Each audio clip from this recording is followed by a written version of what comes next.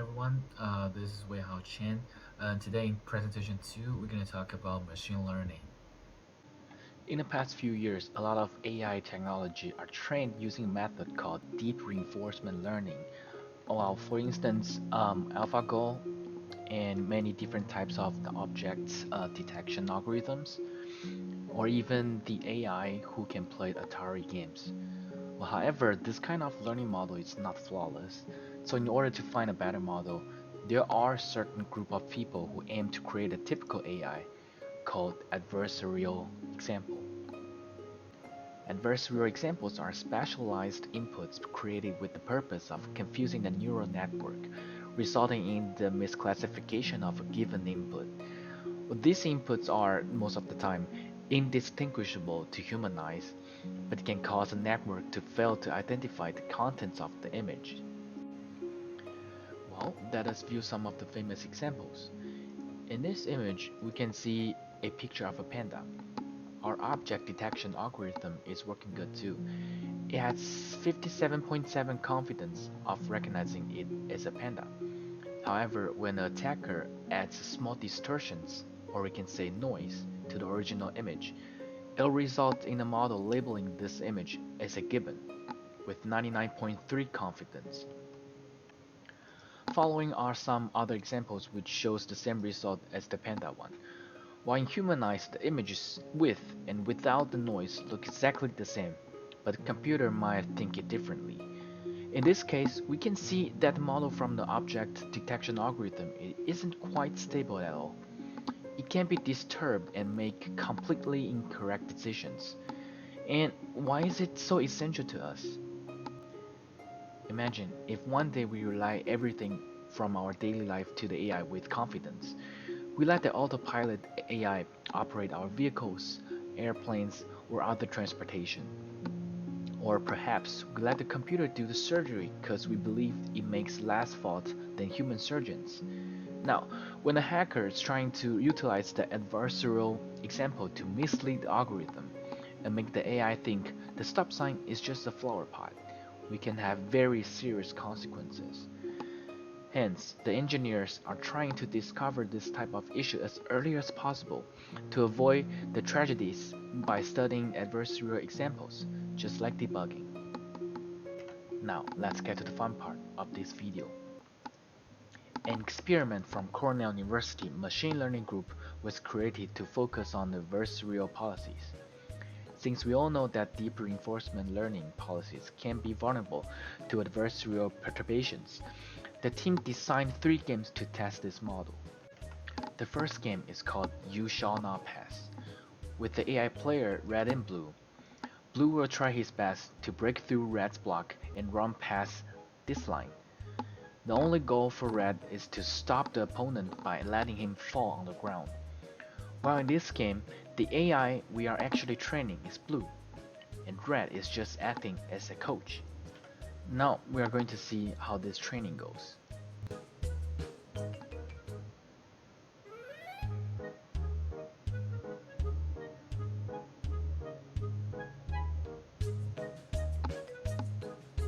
We can see that Blue failed the first couple of times, but after a great period of time of training, Blue has a chance greater than 60% to reach his goal.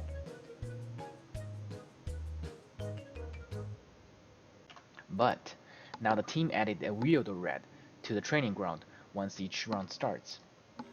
The weirdo red just paralyzed on the ground and do nothing other than twitching. Normally thinking, after the training, Blue should feel it easier with the weirdo red not even trying to block his way, and Blue should be achieving his goal a lot more easier. Surprisingly, when Blue sees weirdo red, he himself was paralyzed too, just like he doesn't know how to run at all. Weirdo Red decreased Blue's win rate to about 12% just by doing nothing but twitching. Next, we have the second game, Soccer, and we also have Blue plays against Red. The rule is easy. Blue needs to shoot the ball through the red gate, and Red needs to block the balls.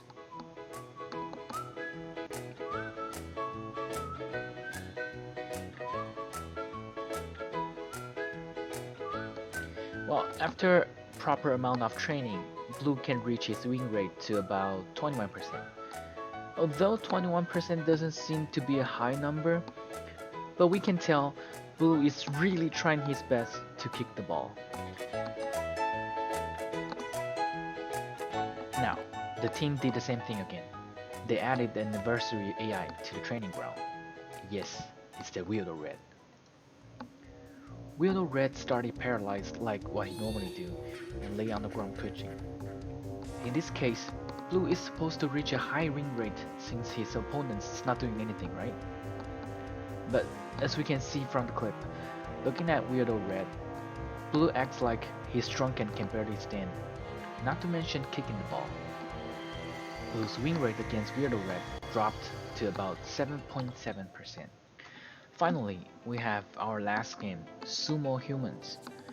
In this last game, Blue needs to try his best to stay on the playground. Once a player is knocked out of the circle, he loses. In case of neither sides of player being knocked down, there's also a time limitation for each round. What's more, the circle will become smaller and smaller like the Battle Royale games.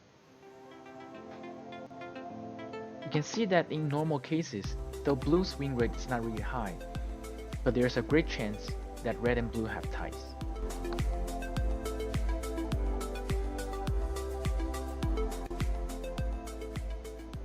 Let us welcome the Weirdo Red. Since the rule regulates that once paralyzed, the other side wins, so the team makes Weirdo Red on his knees for every round, still doing nothing. Whenever Blue sees the Weirdo Red, it feels like he's hypnotized, and sometimes he'll even run out of the circle without being hit. Or maybe he has that sportsmanship and not willing to attack the player who's already surrendered. I don't know. After the experiment, the team demonstrated the existence of adversarial policies, zero-sum simulated robotic games, against state-of-the-art victims trained via self-played to be robust to adversaries. Sometimes create an extremely unreasonable existence to play against a well-trained algorithm who's gone through deep reinforcement learning is much more efficient than building another refined training AI. The team even did an extra simulation, which they blindfold Blue so he cannot see the Weirdo Red. This time, this disturbance from Weirdo Red is decreased to minimum, and the win rate for Blue went significantly higher again. If we focus on this aspect, don't you feel that AI is very similar to humankind's? Imagine if you are playing soccer and you play well, but all of a sudden, the goalkeeper just paralyzed and fall on the ground. Then he starts twitching. Won't you feel stunned as well?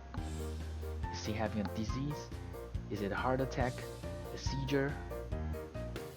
Or you just keep playing your game and gain as much points as you want? Alright, for conclusion. Like we mentioned from today's video, we have to know that the technology is not perfect, and it might never be perfect. What we have to do is try our best to improve the algorithm and debug it. Sometimes we can't even tell where the holes are, like the panda image we saw just now. But these holes can lead to enormous errors and can be lethal as well. Nevertheless, in my own opinion, I still believe that AI will be the future. At least, it'll be a huge part of human society after a couple of decades, or even sooner. Don't let this become our fear or limitation, but change it into our motivation to develop the modern world. Here are the references I used in this presentation. The paper from Cornell University was very interesting. I strongly suggest you to take a look. And down below is my contact info. Feel free to email me. Thank you so much for watching this, and hope you guys are all doing well in job hunting.